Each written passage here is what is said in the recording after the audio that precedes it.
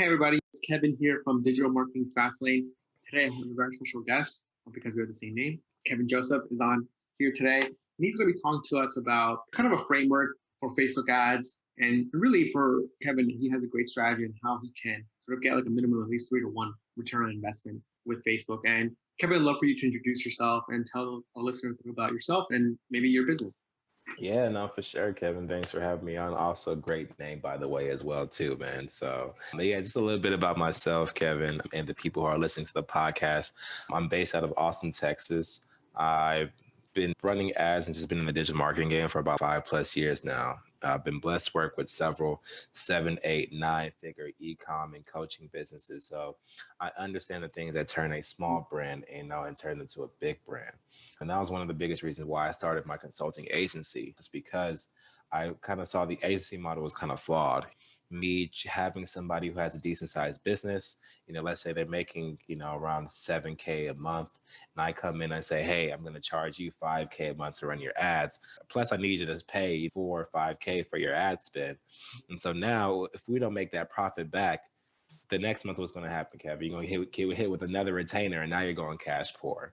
And so I saw the consulting model. It worked a lot really well for me. So now just being a lot more hands-on with my clients and just now so teaching them and showing them the way now. So instead of them spending that money for their ads, now they can keep that money in their pocket, and grow the business. We're an agency as well. And basically 5K is our minimum retainer too. So right. It's a great business model. It really for people listening and maybe consulting. We always say sometimes if you're not making that much money, consulting or someone like working with yourself is better. And the thing too, at least for me, when I think about it, is someone works with someone like yourself, an expert, and then they go to an agency, they kind of know what to expect. Exactly. A lot better versus like going to an agency like us and like you don't know anything. That's even tougher because then you're like, hey, how come this is not working? Right, exactly. Like, okay, yes, I understand testing, I understand stuff. So if you're not making like X amount of dollars, the agency isn't for you. Yeah. I agree. And this is not even to me saying like agencies, No, you're exactly right. I think once you get to a certain rev cap,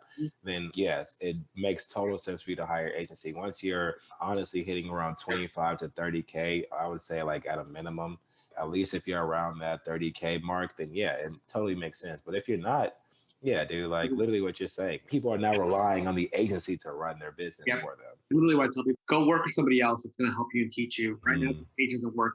We're too much money right now, cost. And our process are just different. Like I know new people are thinking like, I'm going to run hundreds of ads for you. Okay, right. No. We're going to like run like 3 campaigns, dude. Yeah, exactly. We're going to and we're going to make sure something's working. Yeah. It's not going to be like a crazy amount of campaigns. Like, totally understand what you're doing. And for business owners, people going with someone like yourself or your company, great way to know everything and sort of done with your model is better because you're leapfrogging them, saying, hey, these are the best tactics. These are the best things. This is what you should be thinking about. And like I said, you probably hear this too. Like, hey, Kevin, like, why should I not go to YouTube? I'm like, YouTube's great. That's where I learned. You probably learned too. But you're sort of hounding the YouTube. Okay, what tactic? What video clip is this? Right. It's like, hey, this is the strategy that's worked. And of course, I'm not saying YouTube is bad because even for me, I still learn from YouTube. I'm like, oh, this is a cool thing. Right, exactly. But now at least now you're getting that customized process for you instead of YouTube is more so like a cookie cutter process. And so now we can go in and give you those exact templates and those exact strategies that are going to work specifically for you instead of you trying to go on YouTube and just think of like a general strategy. Exactly. No, perfect. Makes sense. And let's talk about kind of like the strategy you have. I know you have like a Facebook ads framework that you're using.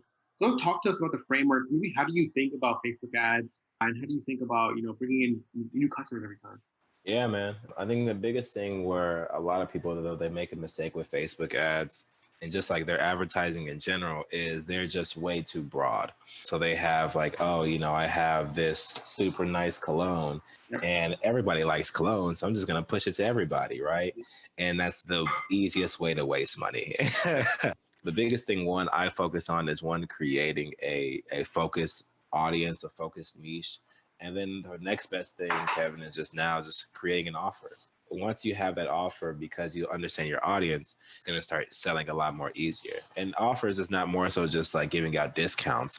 Oh yeah, you can get a 10% off and we will give you an extra 5% off if you cut off your ring finger and you send us your mom's blood type, Yeah. like you don't have to do all that. You could definitely just create offers and patch things together once you start to know your audience a lot more.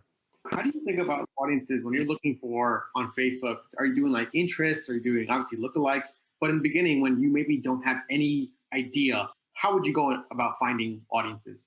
Ideally, it's really just broad. Let's say, for example, if I have a coffee brand, for example, and so now I'm saying, all right, we have a cool offer where you can get our brand new coffee beans. And for our first 15 exclusive buyers, we'll send you our limited edition coffee mugs. And so now from there, I'm targeting people who, Mhm. okay, well, what type of people would ideally be using this? Well, I'm pretty sure like people who are using this would be coffee enthusiasts. And so I'm targeting based on my offer, and I'm not more so targeting based on who I think would like it. Does that make sense? Yeah, I think what you're saying is very important because of the offer. I think the offer is probably so important. A lot of people don't really think about it. Kind of like what we were saying before when we were talking before this chat, like the funnel. People don't really think about funnel building. And at least for me, this is my opinion, is you've probably seen this too, is someone has a product like a widget. They just like will be like, okay, I'll price it like $9.99. They'll just like never test a price for anywhere. Right. And the reason why, for me, it's like they use something like Shopify, which is great. And then they're like, oh, I don't want to duplicate. Testing the price is so easy, but people get so lazy. I try $14.99, $20.99. Right. I think it's so important to maybe talk about offers and how you suggest your clients that you work with on testing pricing, testing funnels, and stuff like that. Yeah, I mean, because the biggest thing is you just want somebody to buy. I really kind of focus on just creating a framework for Mhm. my clients. And a part of that framework strategy that I help them to do is I help them to create an ascending growth model. How that helps is now it allows you now to raise your AOV, your average order value of your entire store. And now raising that AOV and then sending them up the model now allows you to have a bigger LTV, lifetime value of your customer. And so now instead of you paying $50, let's say now you have a product, you have a brand, and your average lifetime value of your customer is $50. So you can't spend more than $50. So Mhm. now creating this type of model of, okay, hey, if they buy this, they could buy this. And okay, well, maybe I can cut the price of this, but add this on to it, so to raise that AOV. Mhm. And so now instead of paying $50 for a customer, now you can pay $150 for a customer because now you've raised that lifetime value of a customer. Yep. And that makes sense too. I think for people listening, kind of what Kevin you're describing is something that I've seen digital marketers like us do a lot, where you have like a front end offer PDF $9.99, Right, you have like exactly. a course, and then you have like a mastermind. And this is so obvious. People in our space doing it forever. At least for e-commerce, this is just a thing that people are thinking about. I think too for e-commerce founders, we work with a lot of e-commerce founders. They're Oh, now nice. realizing that like they can't just scale with one product. You need Right. more stuff. Before it was like One product stores. Yeah, yeah. exactly. Now it's like what's happening. You probably see it too. Is Facebook costs are going up. You're getting the customer, and then you want to make more money, and you got to use email marketing. You have to have something else. And at least Correct. marketers and people selling online courses, that was always easy to make because you make like a level 1, a level 2, a level 3, or like a mastermind. So you kind of always were ascending them Right. off this ladder, kind of what you're saying. Where for Mm-hmm. e-commerce products, it was always, oh, okay, no, we're not thinking about it because they're always making a little bit of profit in the front end. But now, Right. as costs are going up on every platform, they're You realizing, got to oh, find okay, we another actually way to need to. get that person. Yep. Exactly. Let's talk a little bit about when you're building these funnels, what software or tools are you using or you're sort of working with your clients on? Is it Shopify, ClickFunnels, or Unbound? What are you thinking about that? Yeah, for sure. That's a good question, especially for the Shopify users. I think a quick way you can start to test. There's a app. It's a one-page upsell. It's like Oneify. Like we usually get to build our landing pages a lot faster through Shopify. It allows us to now test a lot faster. The biggest thing I focus on is just testing fast and failing fast. And so now once we test that offer and we can test that, now we can start to move that on the home page and onto the actual product page instead of just focusing on trying to change everything at first. And then you don't know if it works or not. And so now you got to go back to the drawing board. Does that make sense? It makes sense to me because I know exactly where your mind's at. I think for people listening, some other e-commerce owners, and from what I've seen too, it's like they'll test like a whole new web design, like the conversion rate's down, and they'll be like, okay, we need a new design. I'm like, no, you don't need to spend 3 months to design the whole website. Let's just test in like the funnel with like a Shogun or a page builder But then obviously you probably see this, Kevin, too. It's like, but my branding, I'm like, no one cares about your brand. Like, Right, no one right. cares. No Like, one cares, yeah. dude. It's like, so it's funny because you probably see this too. I think, at least for me, like my experience is in the beginning, your founder comes to you to consult with you, right? And they're like, Mhm. all they care about branding. Oh my God, like Kevin, I need to do this, make sure to design well. And then, anyways, you run it for a little bit, and it's like they're not getting results. And then they're like, okay, fuck it. Like, let me just do like, Let's do what's gonna work? whatever. Right, See what exactly. happens. Like, then they run out of money. And then they're like, okay, I actually have to make money. I'm like, okay, well, I've been telling you, like, way. Dude, oh my gosh, yeah. And that was actually very funny that you say that, Kevin. Actually, before I got as established, I was working with people and I wasn't taking that initiative of being the expert, like they paid me, for my coaching. And so Yeah. they come into me like, hey, we want to get sales, we want to do this. And we're going through their funnel and they're trying to get sales, Yeah. but they're running a lead magnet, Yeah. on their front end. And so I'm like, yeah, it's kind of like, nah, but we paid for this funnel. And, I took a step back and I was like, hey, cool. If it works, let's go ahead and test it out. And if it doesn't work, we can go with my idea. Literally what you're saying, we ran some money, they started to run out of money. And now, we thought this would work and, and we've been paying you. And I'm just like, come on, man. Like, yeah. You've experienced this too, just as me. People will come to us, right? And they'll be like, hey, I want to work with an expert. And then we'll be like, okay, let's make the changes. No, nah. And you probably see this too. Like, at least my personal experience is they'll come to me, I'll pitch them like crazy ideas. They're like, yes, exactly what we're looking for. All right, sign the contract. Let's get started. Okay, let's go talk about the idea that I just told you about. Like, I actually never. Oh, yeah. Like, We've been thinking. Yeah, we've been thinking. Why did you have to make me like crawl out of like a pocket of like a deep funnel? Like I was like, this is gonna work so well. Yeah. And then they're like, never mind. Yes, when you work with us, we do have ideas, but a lot of times you just sort of get trapped by your own thoughts because you think it's not going to work. But we've seen it work so many times. There's a reason why we're suggesting it. It's not like we are out of nowhere, like coming up with random thoughts. Like just like yourself, myself, we're always reading new digital funnels. I'm always funnel hacking, like looking at the funnels, looking at stuff. And I tell founders all the time that to do that. And they're like, no, I would never do that. I'm like, it's a waste of money. I'm like, you're spending what, $40 to like how it works? That's the best education, right? It's not really work. I'm like, I love learning stuff. So I really like just looking. I'm like, I love looking at funnels. I'm like, oh, whoa, this person's a crazy digital. Right. Let me see their funnel. Exactly the same. Like I'll see a good ad and I'll be like, oh man, like that ad was really funny. Like I want to go check out their funnel. Or if they have a really good retargeting strategy, you're like, all right, like, yeah, like let me dive for this stuff. I've been seeing their ad a couple of times. Yeah, man, I definitely feel you. I think having that friction with clients is definitely, one would look at it as a challenge. I look at it as like an opportunity to grow. And so now like I took that initiative now with my consulting agency to have templates now. Yep. So now we'll give you an audit, and then on top of that, we'll give you the answer. Like, so we'll give you the audit, we'll give you the template. Like, hey, this is what you need to change. Here's how you should change it, and here's an example of how you change it. Now just put your shit in here. With it, like, dude, like I'm trying to make this shit as easy as possible for you. Like,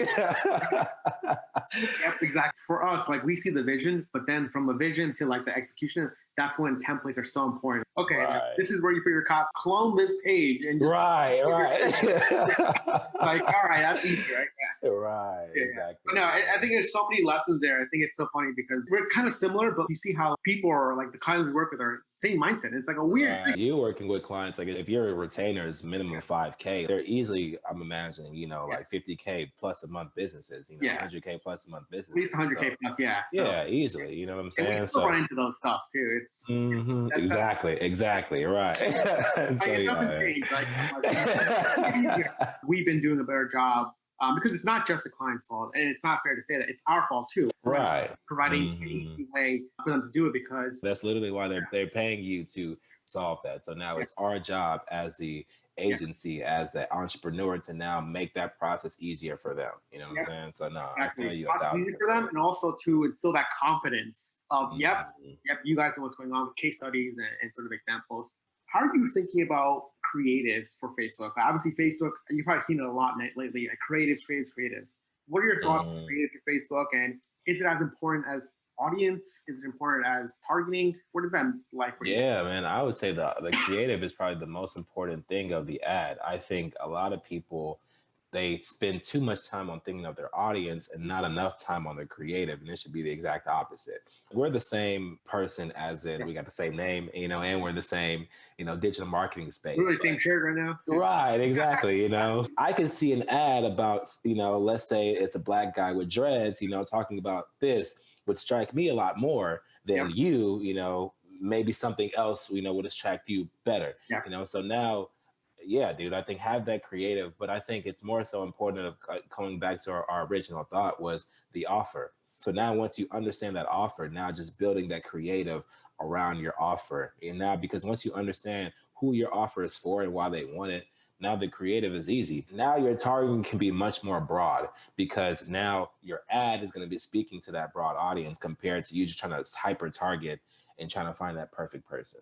Exactly. I think what you're saying is so important. It's in the beginning, you might do a little bit of hyper targeting, but as you sort of understand your offer more, and when we say your offer, we mean obviously the price, but also why they want to buy it. What are the pain points? What's making someone actually pull out their credit card and be like, yep, I want to buy this thing. It could, Right now. And in your creative, you have the hooks. Hey, like, ever experienced dry skin? Or hey, try to this. So it's like, what your offer solves. So then you can put it in your creative. And that's why I think you're so right, where once you know your offer, once you have your creative, you can go more broad. And that's when you get more customers and a little bit cheaper CPMs. But then you have to iterate on the creatives and hooks and offers. At least for me, I still think like research is so important. For your offer, like what are existing solutions out there and sort of maybe why they failed. So maybe a little bit about like maybe last question, research.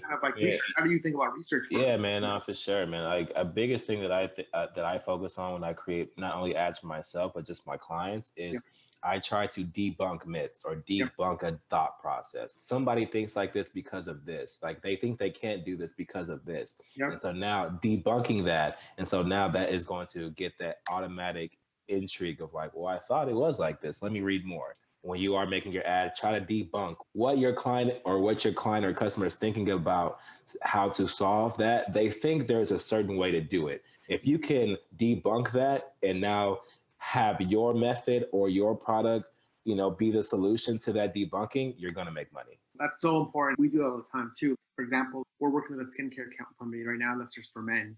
And one of our ads is like, your skin is much different than your girlfriend's skin or your wife's skin. And it's like, exactly.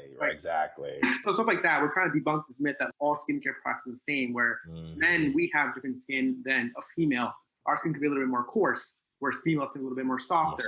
So then like we have beards, we have hair. So it's like we're trying to see why a product would be different based on, hey, don't use female products. You can see now just by that, your targeting now goes so different. You can target men that are married, people who are in relationships, you know what I'm saying? And now having that type of creative just makes your audience just much more broad. And it allows you to target much more different things by focusing on something just like that, dude. That was an awesome example. It's like asking these rhetorical questions works really well too. I love that stuff. I think once I was like reading something with, how come you go to the doctors when you get sick, but they don't seem to get sick? Here's what they're taking. It's like, oh yeah. Like, oh right, yeah. Like, oh yeah, what are they taking? Like, what are they doing? What are they doing? Yeah. Like, you use that prestige of like a doctor being like a place where you go for sickness, and you're like, oh, like how come he doesn't get sick and he's seeing tons of sick patients every day, right? So like, here's a secret thing that they're taking, right? So think about these things more like rhetorical questions or fascinations of stuff someone believes in, and then you sort of twist on it. To add on to your point, I would say to not even focus on trying to, because I think, before, like when Facebook ads, when they first started, it was like you're trying to get the pressure, you're trying to have this false, like, well, if you don't buy it today, then it's going to be gone. And this is so special. This is the best. Trying to overhype. You're trying to overhype and you're trying to what's the word I'm looking for, Kevin? The forced scarcity and the big overhyping. Yeah. I think that type of marketing is dead now. People see through that like at the blink of an eye. I think I still see ads like that to this day. Yeah, I still see it too. And honestly, from the way I think about it and the way you probably think about it similar too, I think your ads and sort of like your landing pages should really educate the user on your product or service. And even if they don't buy, they will know that this thing can solve some sort of issue. And then later on, maybe they'll buy, because of course we want cold traffic to convert always, because that's like the holy grail. If you can get cold traffic to convert at like 5%, you're making money. Easily. But even if you don't get anything out of it, at least educate the user. At least for us, we do our supplements. We'll say, hey, look, these ingredients work well for you, for your health. Even if you don't buy our blend, go and maybe do your own blend. And it's like, okay, cool, maybe potentially. Sometimes that's helpful, but that's the way we think about it. I think that's all I have for today. Kevin, thanks for coming on the podcast. Where can people go to find you, connect with you, message you on Instagram, anything like that, where people can go and maybe work with you? Yeah, no, for sure. If you enjoy the podcast, please connect with me. I love connecting with listeners and people. You just find me on Instagram. My Instagram handle is It's Kevin Joseph. That's just ITS Kevin Joseph on Instagram. And if you want to book a call and see if how we can work with you and your brand, you can just go to workwithkevinj.com/appointment. That's workwithkevinj.com/appointment. Perfect. Kevin, thank you so much for coming on the podcast. Appreciate your time. And guys, remember that's workwithkevinj.com/appointments. And that way they can get with you and book a call with you and get on the call. Kevin, thanks so much for coming. I really appreciate it. Yeah, man. Thanks for having me on, man. It was fun, man. I look forward to talking to your audience again, man. See you, man.